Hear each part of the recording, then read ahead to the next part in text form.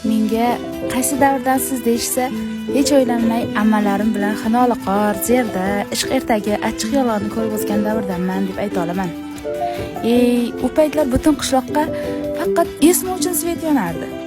Kimningdir o'chirish esdan chiqqan tok plitasidan oshxonasi yongan bo'lsa, yana kimningdir buzog'ini o'g'irlab, molxonasi eshigiga katta qilib "Esmaga rahmat" deb yozib ketishgandi. Menga ham turk urf-odatlariga, taomlariga muhabbatni serialdan ko'ra ammalarim singdirgan bo'lsa kerak. Aniq esimda. Bir ammamning fotiha to'yiga hamma yaqinlarim serialdan modaga aylangan nazar ro'mol taqib borishgan.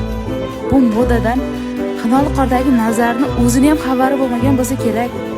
O'sha paytlarda dadamga men ham Nurhayot sevinchlaridagi uchadigan krossovkadan kerak deb janjal bilan oq krossovka oldirgani esimda. Bugungi xotiralar bilan tayyorlagan turkcha so'g'an dolmamizga baho bering. Orangizda menga o'xshab ammasi bilan o'sganlar bormi?